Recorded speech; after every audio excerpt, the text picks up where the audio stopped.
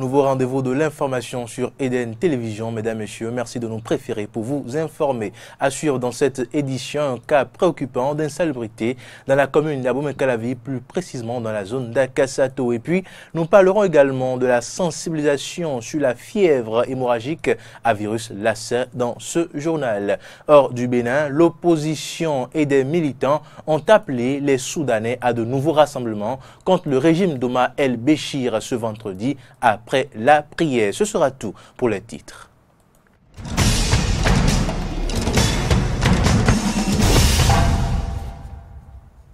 Bienvenue si vous venez de nous rejoindre. Les instances judiciaires régionales au niveau de l'Afrique sont depuis quelque temps très sollicitées par des personnes insatisfaites des jugements rendus par la justice de leurs États. Le Bénin est poursuivi depuis peu par un de ses citoyens devant la Cour africaine des droits de l'homme et des peuples. Une décision a même été récemment rendue par cette Cour demandant à Cotonou de suspendre un jugement prononcé par une cour du pays. Nourrit ce mécanisme régional, est-ce une fierté pour le pays ou une atteinte à son image?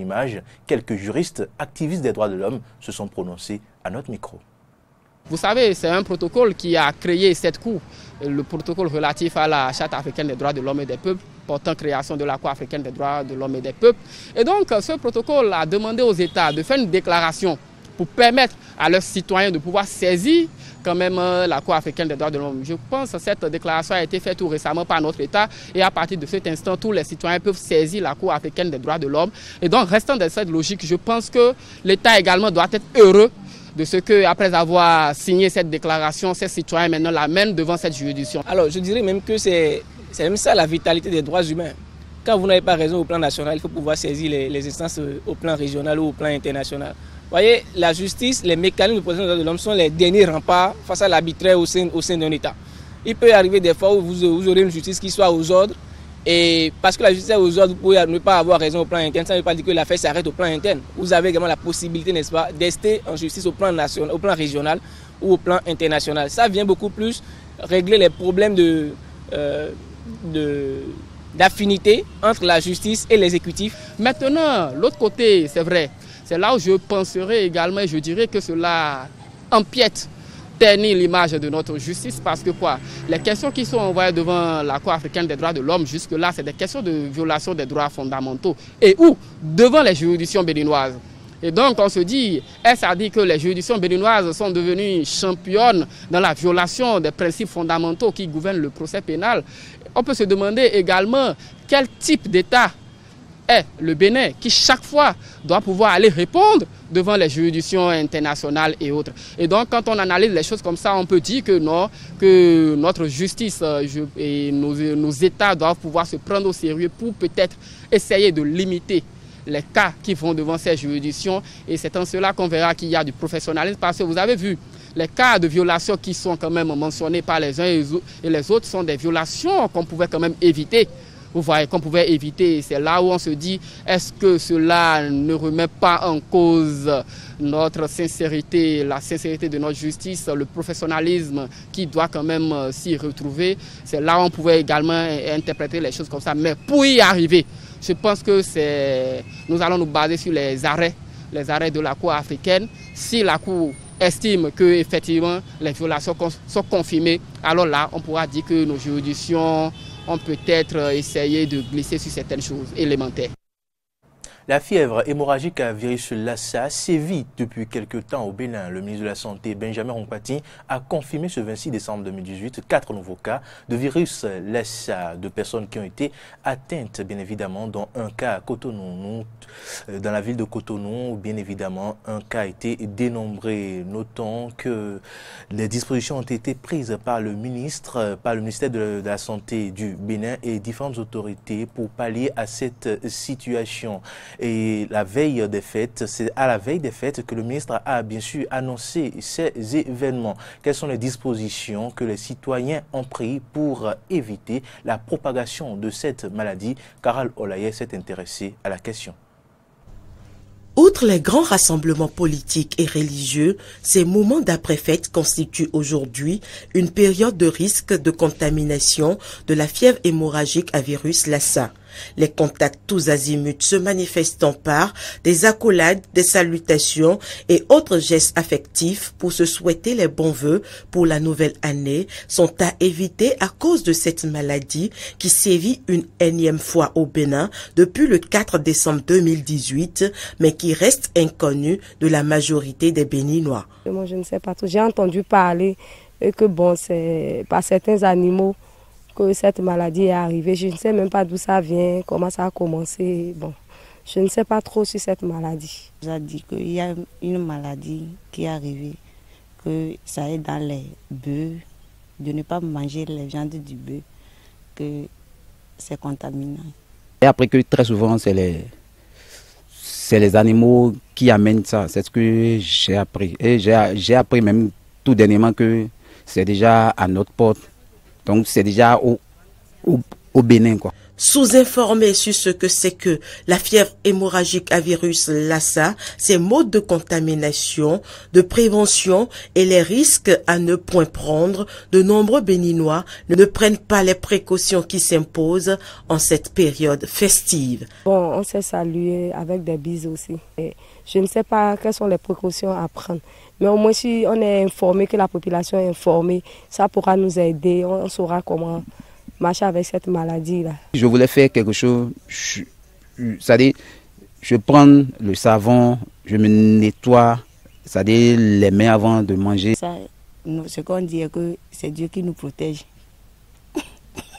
Face à l'ignorance des citoyens exposés en grand nombre à cette résurgence de la fièvre hémorragique à virus Lassa, l'autorité en charge du secteur de la santé précise. Concernant la prévention, les mesures suivantes sont à observer. Dès les premiers signes, il est impératif, comme je le disais tantôt, de se rendre immédiatement au centre de santé le plus proche. Se laver régulièrement les mains à l'eau et au savon. Bien protéger les restes et réserves de nourriture dans les maisons contre les rats. Éviter la manipulation et la consommation des rats. Éviter tout contact avec une personne suspecte ou malade de la fièvre hémorragique à virus Lassa. Éviter tout contact avec les liquides biologiques, sel, urine, salive, vomissure et les objets contaminés d'une personne suspecte, malade ou décédée de la fièvre hémorragique à virus Lassa. À l'issue de la détection de l'unique cas de Cotonou, la mise en application de ces mesures préventives s'impose à chaque citoyen béninois sur toute l'étendue du territoire national. Au registre environnement, intéressons-nous à l'assainissement des espaces publics dans la commune d'Abomey-Calavi. La situation n'est guère reluisante dans certains arrondissements. À Kassato, un espace public retient l'attention puisqu'il est désormais le réceptacle à ordures de la localité. Aristide Setti et Damien Pedro ont fait le constat. La dégradation du cadre de vie prend une proportion inquiétante dans l'arrondissement d'Akassato, commune d'Abomey-Calavi. Les actes d'incivisme par lesquels s'illustrent négativement les habitants de Zopa ont de quoi choquer. Sur cet espace public, les plants mis en terre à l'occasion de la journée de l'arbre sont arrachés. Les ordures ménagères sont déversées et des traces d'excréments observées. L'axe menant du carrefour Aconville à l'arrondissement d'Akassato, à hauteur du temple des témoins de Jéhovah, végète ainsi dans une insalubrité très avancée. La pollution environnementale bat son plein, les ordures règnent en maître et les usagers s'en désolent. La population là, vraiment, c'est pas bien. On a toujours dit dans ce pays que de ne pas utiliser les sachets noirs. Mais ils continuent toujours d'utiliser. Utiliser, brûler, mais ils ne brûlent pas. C'est pas du tout bon. Avoir les ordures, des sachets un peu partout, n'est pas du tout bien. Là, ça ne donne pas une bonne inspiration. Ça ne donne pas chose à respirer. Ça ne serait pas, ça serait difficile de respirer dans ce milieu. Parce qu'il y a des ordures un peu partout. Les lieux de dépôt de déchets par excellence des habitants du quartier Zopa sont désormais les artères de la commune d'Abomey-Calavi. Il est parfois quasi impossible de les longer sans se pincer le nez ou sans presser les pas pour ne pas inhaler les ordures fétides dégagées par les déchets. Les usagers, presque dépités par l'inconfort sur les tronçons, s'en remettent au pouvoir public. Je préfère que notre maire puisse assainir le milieu en interdisant aux populations de ne plus verser des ordures en ce lieu et à voir encore que ça proche d'une grande voie comme ça, n'est pas du tout bien. Ils viennent leur sensibiliser à ne plus... Non, mais ça se fait toujours. Mais ceux qui sont ici, là, ils ne savent pas ce qu'ils ont, au lieu de respecter au moins un peu ce que le gouvernement dit, il ne veut pas. Une synergie d'action entre les autorités communales et judiciaires pourrait permettre de résorber la situation à Abomey-Calavi, à l'instar de la municipalité de Cotonou, où 8 personnes ont été condamnées à des peines d'emprisonnement et à des amendes pour incivisme et pollution de l'environnement le mercredi 21 novembre 2018 par le tribunal de première instance de première classe de Cotonou. À Abomey-Calavi, où à quelques jours du Nouvel An, le pont reliant Womé à Kokotomé a été partiellement ouvert aux piétons et motocyclistes par les autorités en charge des infrastructures. Objectif, soulager la peine des usagers de ce tronçon. Nous sommes bien évidemment retournés sur le terrain pour constater le trafic sur ce pont.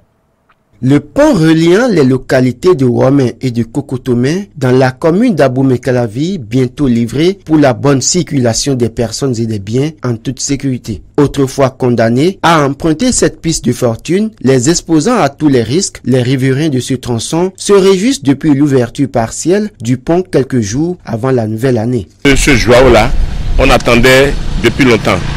Même à la phase où le pont est actuellement là, c'est déjà une très bonne chose parce que ça permet de la circulation des populations et en allant vers Calavi, en allant vers Kokotomé, Ouidaï, qu'on sort. Vraiment, c'est une très bonne chose. La population, quels qu'en soient les cas, les bords que les gens se trouvent, nous reconnaissons que ce qu'il a fait là, c'est très bon. On n'a pas besoin d'aller faire de discours tout le temps. Notre appréciation, c'est une très bonne chose. Je suis tellement content de voir ce pont qui est réalisé lors du gouvernement Talon. Car nous avons souffert beaucoup, la population de Womé ainsi que la population de Kokotomé par rapport à cette foire qui a créé beaucoup de dommages. Il y a beaucoup de victimes. Grand est notre choix, particulièrement moi, je suis tellement content et je bénis beaucoup Dieu pour cette réalisation. Gérard Hessou, président des Jeunes de Godomé, également content, n'oublie pas aussi les nombreux désagréments qu'ont subi les populations sur ce tronçon. Il rappelle toutefois les nombreuses poses de pierre. Nous sommes venus accompagnés du chef de l'État, le président Yahi Boni, en son temps poser 5 pierres. Moi je me rappelle comme si c'était hier, cela m'amusait un peu. La vérité est que le projet a pris corps, le projet, l'idée du projet a germé au temps du gouvernement Mathieu Kérékou. Avec Yahi Boni, nous sommes venus poser uniquement des pierres.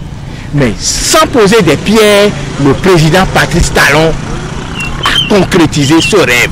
La réalisation de ce pont a bien des impacts positifs sur le plan économique pour les populations de Womé, Kokotomé et des environs. Désormais, la population va gagner en temps 30 minutes et en argent à numérer au moins 500 francs. Vous imaginez 500 francs en jour ouvrable et par mois, ça revient déjà à 10 000 francs le mois. Et le citoyen aura besoin peut-être de gagner en 6 mois 60 000 francs. Vous imaginez, avec 60 000 francs, on peut déjà entreprendre. Avec 60 000 francs, madame pourra déjà entreprendre. Et c'est ça le développement. C'est ça nous voulons. C'est ça nous voulons pour ce pays. Vous imaginez, le tout ne suffit pas de faire de la politique politicienne tout le temps. Non. Gérard Hessou n'a pas manqué à cet effet d'adresser ses remerciements au gouvernement et au président de la République, Patrice Talon. Vivement l'achèvement total des travaux pour permettre aux véhicules à 4 roues de circuler comme c'est déjà le cas pour les engins à 2 roues et les piétons. Les périodes festives sont souvent celles où l'on observe de nombreux cas d'accidents de décès sur nos routes sur toute l'étendue du territoire national, ce qui mobilise les différents groupements des sapeurs-pompiers. Cette année, qu'en a-t-il été de la nuit du 31 décembre au 1er janvier 2018? Élément de réponse ici. Veille des fêtes de fin d'année rime souvent avec hausse du taux d'accidents sur nos routes.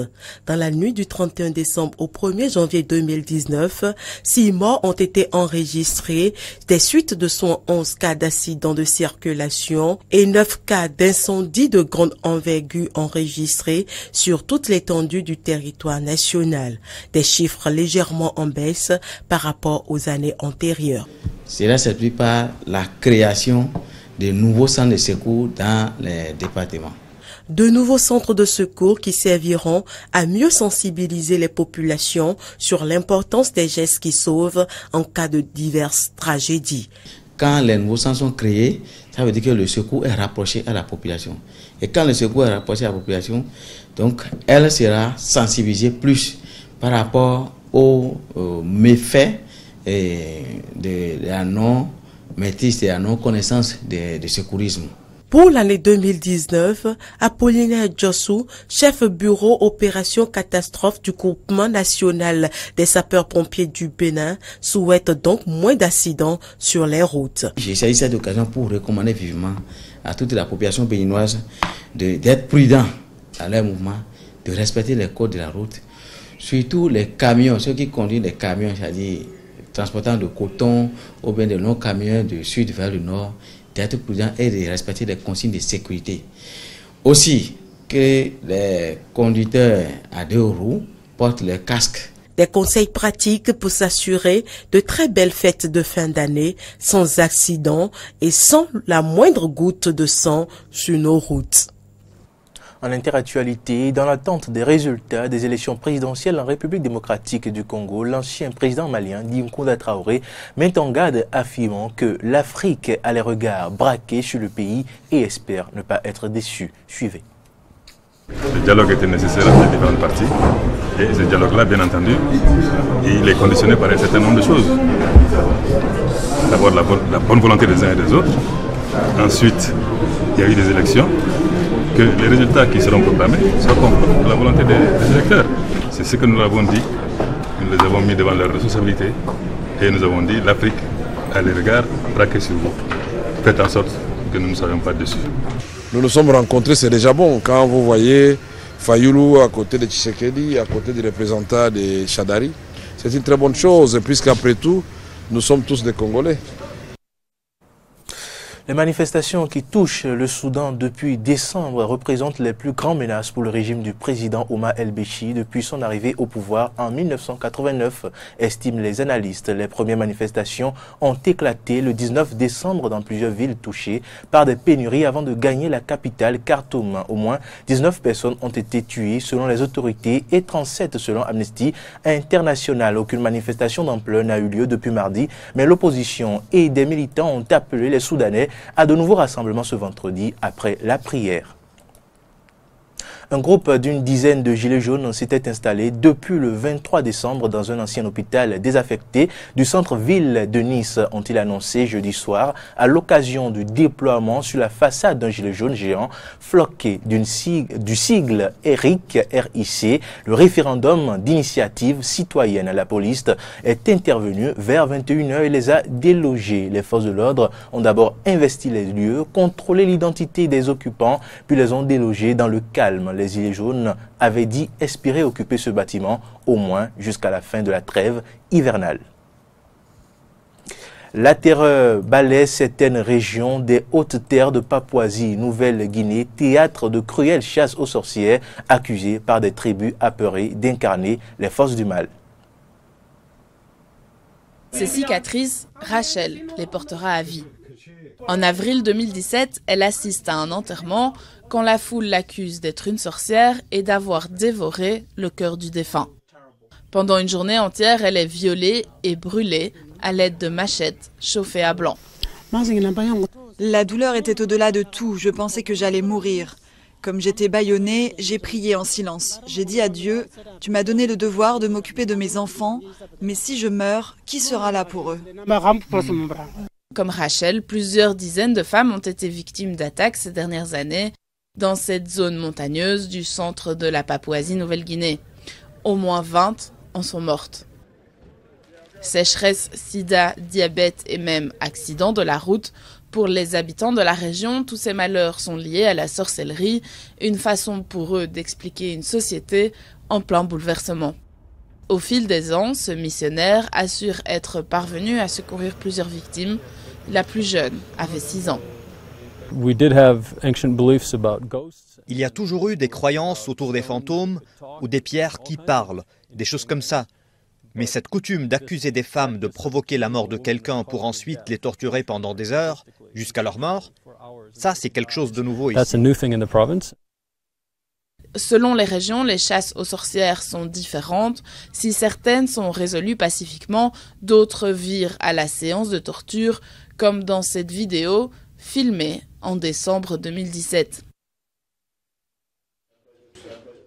Les participants se voient en tant que victimes de sorcellerie et pensent qu'il s'agit là de la seule façon d'arrêter une sorcière qu'ils considèrent comme non humaine. Faute de moyens, les autorités ont du mal à lutter contre ces croyances ancestrales. C'est vraiment difficile à gérer. Même si quelqu'un meurt d'une crise cardiaque ou d'un accident de voiture, la première chose qui vient à l'esprit, c'est la sorcellerie.